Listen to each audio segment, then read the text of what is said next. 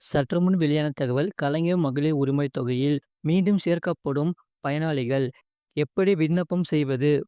அதை சொல்லி தான் பார்க்க போறோம். நீங்க நம்ம சேனலை சப்ஸ்கிரைப் பண்ணாம இருந்தீங்கன்னா மறக்காம லைக் பண்ணிக்கோங்க, சப்ஸ்கிரைப் பண்ணிக்கோங்க. வாங்க வீடியோக்குள்ள போகலாம்.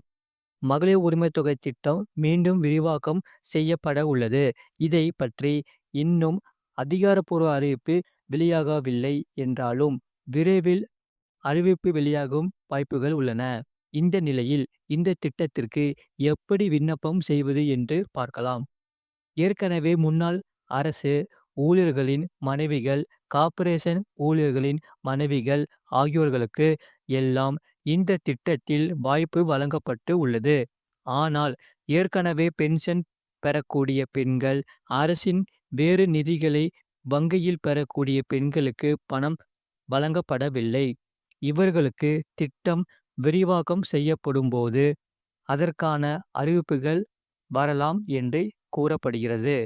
வேறு சில ஆவணங்கள் சரியாக இல்லாத பெண்களுக்கும் பணம் வழங்கப்படவில்லை. அரசின் வேறு நிதிகளை வங்கியில் பெறக்கூடிய பெண்களுக்கு இந்த திட்டத்தில் இப்போது என்று இல்லாமல் எதிர்காலத்திலும் வாய்ப்பு வழங்கப்படலாம் என்கிறார்கள். மாறாக ஆவணங்கள் சரியில்லாத பெண்கள், இனி திருமணமாகி குடும்பத் தலைவியாகும் பெண்கள் ரூபாய் 1000 பெறுவதற்கு விண்ணப்பம் செய்யலாம். இப்போது செய்ய முடியாது என்றாலும் அடுத்த சில நாட்களுக்கு பின் திட்டத்தை விரிவாக்கம் செய்வது தொடர்பான அறிவிப்பு வெளியாகலாம் என்கிறார்கள். அப்போது விடுபட்டவர்கள் விண்ணப்பங்களை மேற்கொள்ளலாம் என்று அறிவிக்கப்பட்டு உள்ளது. ஏற்கனவே கலைஞர் மகளிர் உரிமைத் தொகை திட்டத்திற்கு விண்ணப்பித்துள்ள அனைவருடைய விண்ணப்பங்களையும் பரிசீலித்து தகுதியுள்ள அனைவருக்கும் வழங்க வேண்டும் என்பதே அரசின் இலக்காகும் என்று விளக்கம் அளித்துள்ளார். முன்னதாக தமிழ்நாடு ரேஷன் கார்டு உள்ள அனைவருக்கும் மகளிர் உரிமைத் தொகை என பேசியதாக தகவல் வெளியான நிலையில் அதனை மறுத்து அமைச்சர் KKSSR ராமச்சந்திரன் எஸ் தளத்தில் விளக்கம் அளித்துள்ளார். மகளிர் உரிமைத் தொகை விரிவாக்கம் செய்யப்படும். ஆனால் இதற்காக ரேஷன் கார்டு உள்ள எல்லாருக்கும் இந்த திட்டத்தின் கீழ் பணம் தரப்பட்டது. மாறாக விண்ணப்பித்துள்ள அனைவருடைய விண்ணப்பங்களையும் பரிசீலித்து தகுதியுள்ள அனைவருக்கும் வழங்கப்படும். தகுதி இல்லாதவர்களுக்கு பணம் வழங்கப்பட வாய்ப்பு இல்லை என்று அறிவிக்கப்பட்டு உள்ளது.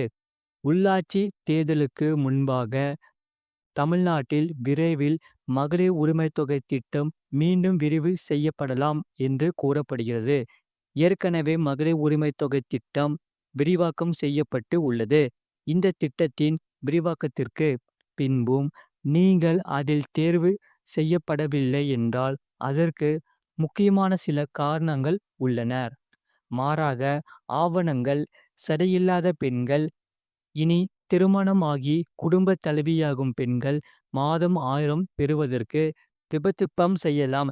இப்போது செய்ய முடியாது என்றாலும் அடுத்த சில வாரங்களுக்கு பின் திட்டத்தை விரிவாக்கம் செய்வது தொடர்பான அறிவிப்பு வெளியாகலாம் என்கிறார்கள்.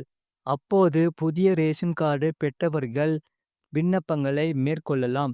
அப்போது விடுபட்டவர்கள் விண்ணப்பங்களை மேற்கொள்ளலாம் என்று அறிவிக்கப்பட்டு உள்ளது. கடந்த 2019இல் 27 மாவட்டங்களில் நடந்த தேர்தல் நடந்தது.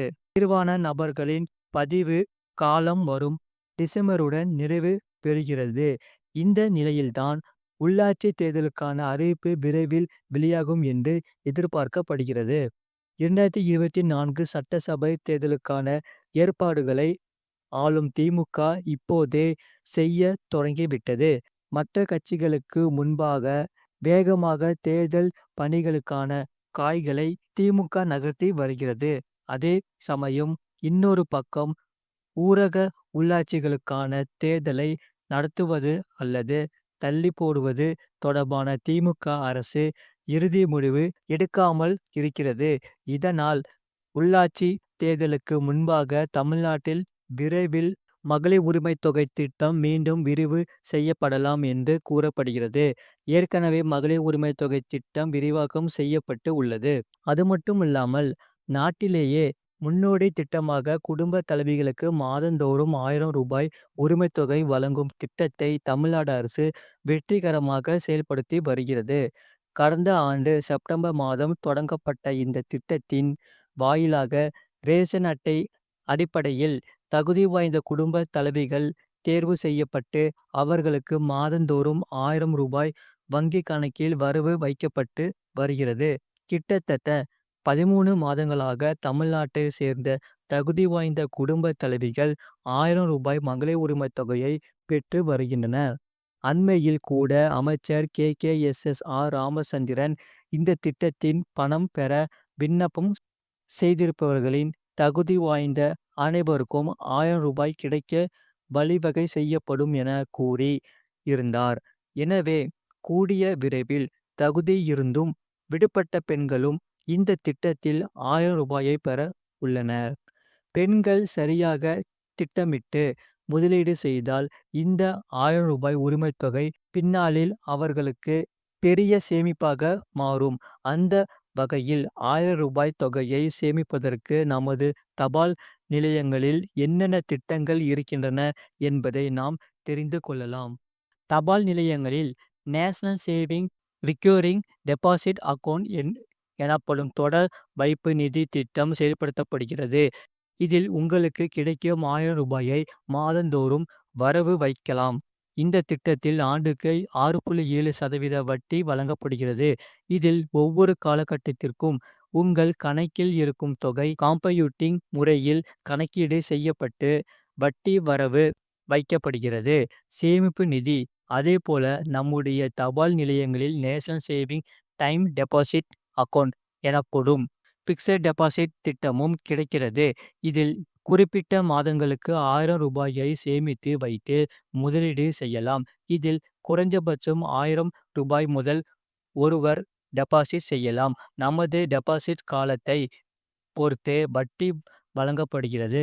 ஓராண்டு என்றால் 6.9%, 2 ஆண்டு என்றால் 7%, 3 ஆண்டுகள் என்றால் 7.1%, 5 ஆண்டுகள் என்றால் 7.5% என வட்டி கணக்கீடு செய்து வழங்கப்படுகிறது. சுகன்யா சம்ருதி திட்டம். அடுத்ததாக உங்கள் வீட்டில் பெண் குழந்தைகள் இருந்தால் பெண் குழந்தைகள் பெயரிலும் நீங்கள் பணத்தை சேமித்து வைக்க முடியும். பின்னாளில் இது அவர்களின் மேம்படிப்புக்கு உதவியாக இருக்கும். உங்கள் வீட்டில் 10 வயதுக்கு உட்பட்ட பெண் குழந்தை இருந்தால் உங்கள் பெயரில் தபால் நிலையத்தில் சுகன்யா சம்ருதி சேமிப்பு எனப்படும் செல்வ மகள் சேமிப்பு திட்டத்தில் முதலீடு செய்யலாம்.